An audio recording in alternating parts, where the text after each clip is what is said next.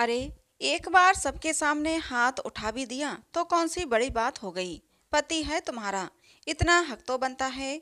और फिर सारे अपने ही तो लोग हैं। आदमी जात है, कभी कभी गुस्सा सिर के ऊपर चला जाता है तो इंसान का हाथ उठ ही जाता है। अब दिमाग एक तरफ तो रहता नहीं, 100 काम होते हैं। व्यापार, घर, रुपया, पैसा, बैंक, लोन, रिश्तेदार, नातेदार, कर्जदार।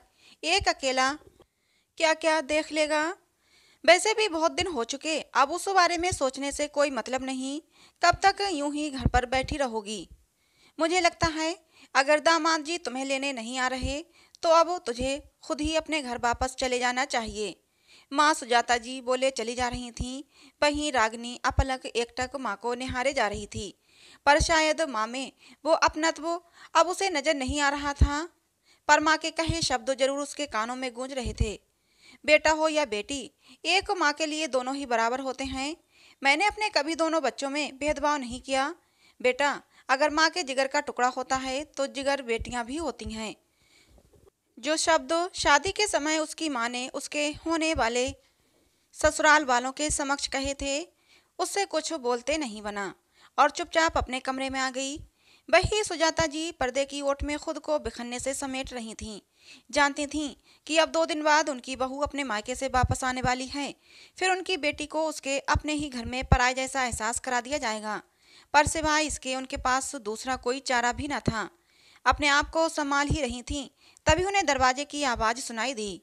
रागिनी अपनी अटैची के साथ अपने ससुराल वापस जाने के लिए तैयार खड़ी थी।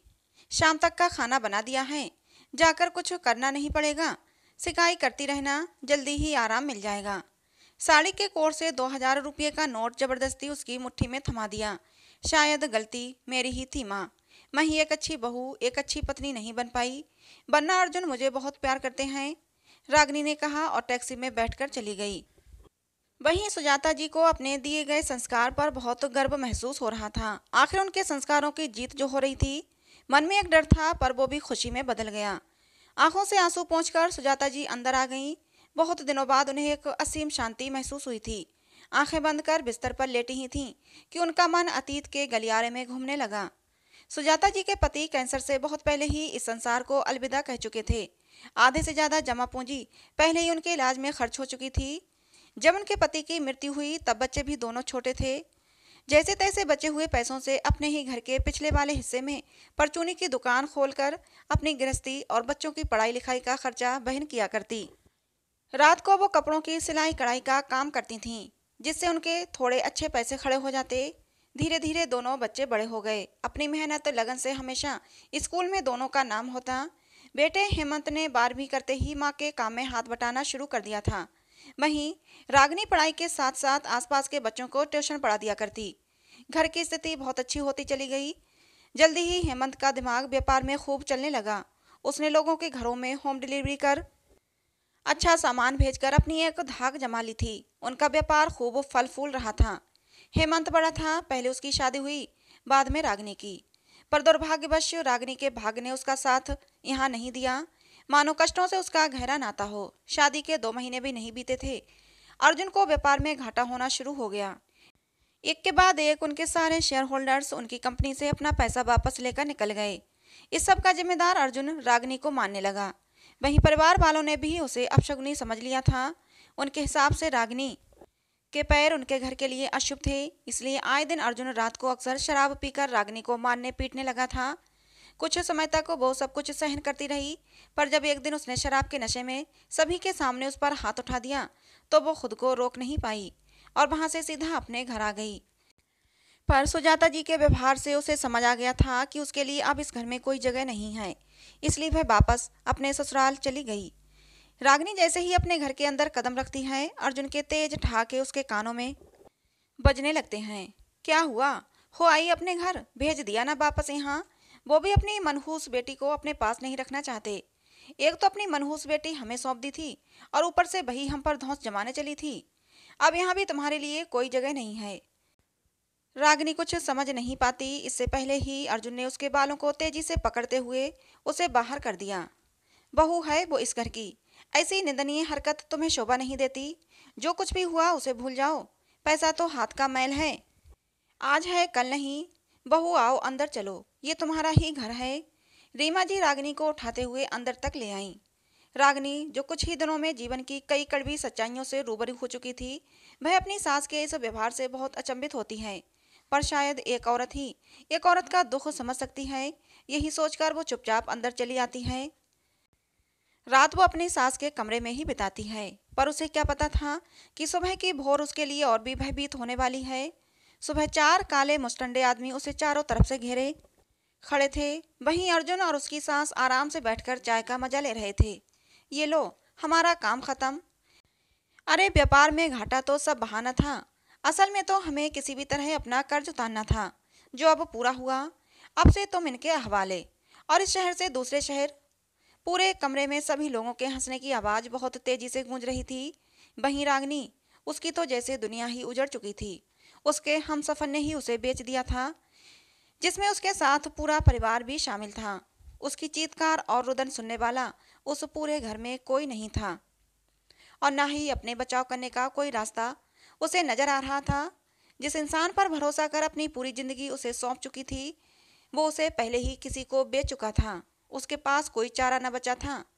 जब तेरे पिता तुझे इस दुनिया में अकेला छोड़ गए थे, तब हर किसी की गलत निगाहें मुझ पर रहती थीं। एक औरत तो दुनिया की नज़रों में सबसे सरल और आसान निशाना होती है। पर अपने अंदर की हिम्मत और खुद के आत्मविश्वास से हर डर का मैंने अकेले ही सामना किया। कभी तुम दोनों और अपनी इज्जत पर आंच तक नहीं आने दी। याद रखना, एक स्त्री अगर अबला है तो वही काली भी है। बचपन में माँ के कहे शब्द उसके कानों में तेजी से गूंज रहे थे। पर एक कमरे में अकेली बहू और साथ में 5 शराब के नशे में मजबूत शरीर के आदमी, कैसे वो खुद का बचाव कर पाती। पर जो कुछ भी उसके साथ होता है, वो सपने में भी नहीं सोच सकती थी। उसके पति अर्जुन ने अपना कर्जा उतारने के लिए अपनी पत्नी को किसी और के हवाले कर दिया था। चाहे मैं कितनी भी कोशिश कर लूं, पर मैं अकेले कैसे इनका सामना कर पाऊंगी। पर मुझे कुछ ना कुछ खुद से ही करना होगा। यहाँ कोई भगवान कृष्ण मेरी लाज बचाने आने से रहे। रागिनी के मन में अथाह विचार चल रहे थे, पर उसे कुछ भी नहीं सूझ रहा था। एक एक रागिनी ने अपने कपड़ों को खुद ही फाड़ना शुरू कर दिया और बाल खोलकर जोर जोर से चिल्लाने लगी। जब तक वो चारों आदमी कुछ समझ पाते, उसने अपना ही सिर जमीन पर मारना शुरू कर दिया। रागिनी का इतना भयंकर और डरावना रूप देखकर चारों ही घबरा गए और रागिनी को पागल समझने लगे। उन्होंने अर्जुन को उनके साथ धोखा करने के लिए पकड़ लिया और गाली गलौज शुरू कर दी।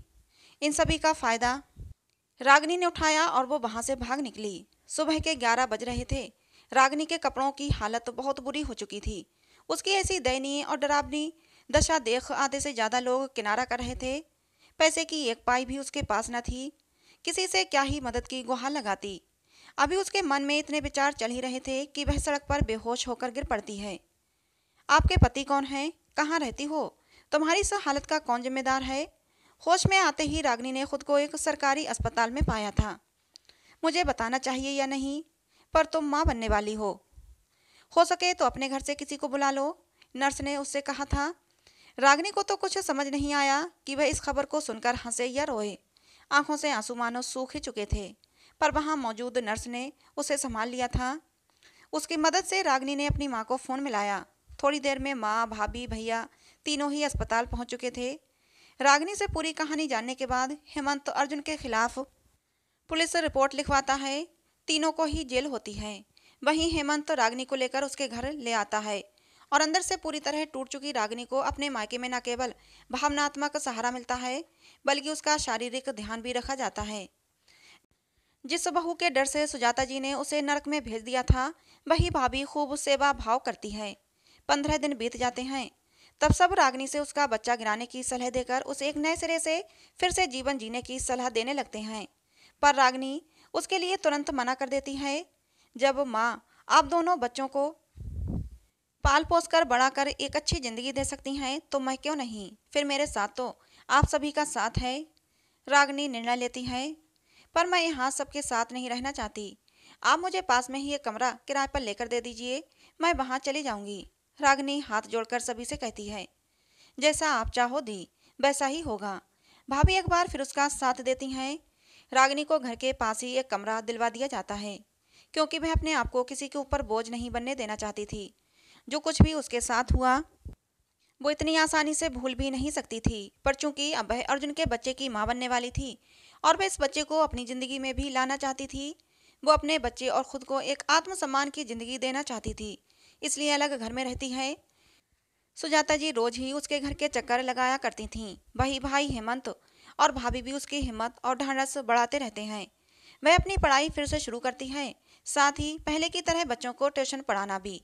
आसपास के सभी लोग भी रागिनी का खूब ध्यान रखते, उसे किसी भी चीज की कमी महसूस नहीं होने देता।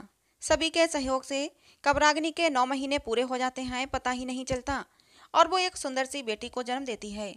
सुजाता जी और सभी लोगों की देखभाल से वो समय भी जल्दी ही कट जाता है। 5 साल बाद 2 कमरों का घर सुंदर रंग बिरंगी लड़ियों से सजा हुआ था। पंडित जी मंत्रोच्चारण कर रहे थे, आस पड़ोस के सभी लोग आ जा रहे थे। रागिनी एक सादा सी साड़ी में भी बहुत खूबसूरत लग रही थी। अपनी मेहनत की कमाई से लिए गए घर का तेज उसके माथे पर चमक मार रहा था। आत्मविश्वास से भरी रागिनी आप सभी के सामने सिर उठाकर कह सकती थी कि ये उसका खुद का घर है, जो उसने अपनी मेहनत की कमाई से बनाया है। उसे अपना जीवन यापन करने के लिए अब न किसी मायके की जरूरत है, ना ही ससुराल की। पर वह अपने घर आए सभी मेहमानों के समक्ष बोलना शुरू करती है, मैं आज जो कुछ भी हूँ वह आप सबकी बदौलत हूँ।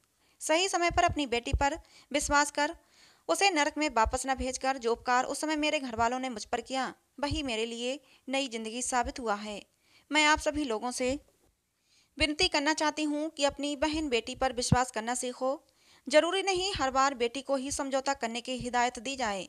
मानती हूँ मैं कि एक लड़की को अपने ससुराल और नए घर में एडजस्ट करना आना चाहिए, फिर चाहे वो कैसी भी हो, पर अपने आत्मसम्मान से कभी भी समझौता नहीं करना चाहिए। आगे आएं, उसके मन की बातों को पढ़ें, उसका साथ दें, बदले में वह बहुत कुछ कर सकती है। मत सोचें कि आपकी बहू क्या सोचेगी, मत सोचें दुनिया वाले क्या सोचेंगे, बिना पति के कैसे उसका गुजारा होगा। सोचें तो सिर्फ और सिर्फ अपनी बेटी के उज्जवल भविष्य के बारे में, जैसा आप सभी ने मेरे लिए किया। आप सभी और अपने भाई भाभी की मैं बहुत आभारी हूँ कि उन्होंने मेरे जीवन की हर कठिन मुश्किल घड़ी में मेरा साथ दिया। बस आगे भी मेरी बेटी और मुझे इसी तरह से अपना आशीर्वाद देते रहिए। रागिनी की आंखों में खुशी के आंसू थे, वहीं सब लोगों की आंखों में अपनी बिटिया की तरक्की की खुशी के। दोस्तों, ये निम्न मात्र एक रचना नहीं, बल्कि किसी के जीवन का पूर्ण आधार है। सच यही है, बेटियों को एक गलत और दम घुटने वाली जिंदगी से बेहतर उन्हें पंख लगाकर उड़ने की इजाज़त और थोड़ा सा साथ देकर देखिए, वो भी हौसलों की उड़ान भरती दिखेंगी। और एक बार जब आप आंख बंद कर उसका साथ देंगे, उसे सही समझेंगे, तब धीरे धीरे हमारे आसपास के भी उसका साथ और सहयोग जरूर देंगे और उसे अपना बुरा वक्त भूलने में ज़रूर मदद करेंगे। तो दोस्तों, ये कहानी आप लोगों को कैसी लगी ज़रूर बताना। कहानी पसंद आई हो तो प्लीज़ लाइक करें। ऐसे ही और कहानियों के लिए हमारे चैनल को सब्सक्राइब करें। मिलते हैं दोस्तों अगली किसी नई कहानी में। कहानी को अंत तक सुनने के लिए आप लोगों का बहुत बहुत धन्यवाद।